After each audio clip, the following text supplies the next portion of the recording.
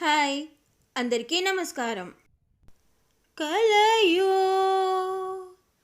వైష్ణవమాయయో ఇతర సంకల్పార్థమో సత్యమో తలపన్నీరకయున్న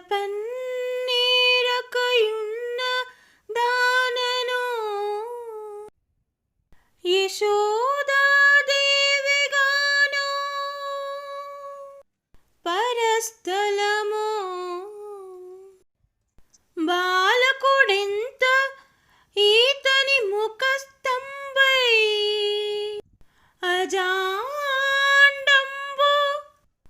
ప్రజ్వలమై ఉండుటకేమి హేతువో మహాశ్చర్యంబు చింతింపగా. కృష్ణుడు తన గొంతులో బ్రహ్మాండాన్ని చూపించినప్పుడు యశోదాదేవి ఆశ్చర్యాన్ని పోతనా భాగవతంలోని పద్యం కదా ఇది.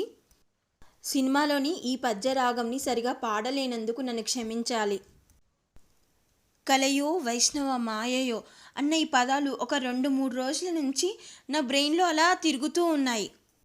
దానికి కారణం పొద్దున్నే ఏదో ఒక కల రావడం, నిద్రలో ఉన్నానన్న విషయం కూడా నాకు తెలియక లేటుగా లేవడం, కలలో సంతోషమైన, బాధ అయినా, కష్టమైనా, కంగారు పడిన అది నిజమన్న భ్రమలో ఉండి నిద్ర లేసాక కానీ అర్థం కాదు, అమ్మయ్య అని రిలాక్స్ అవుతాం.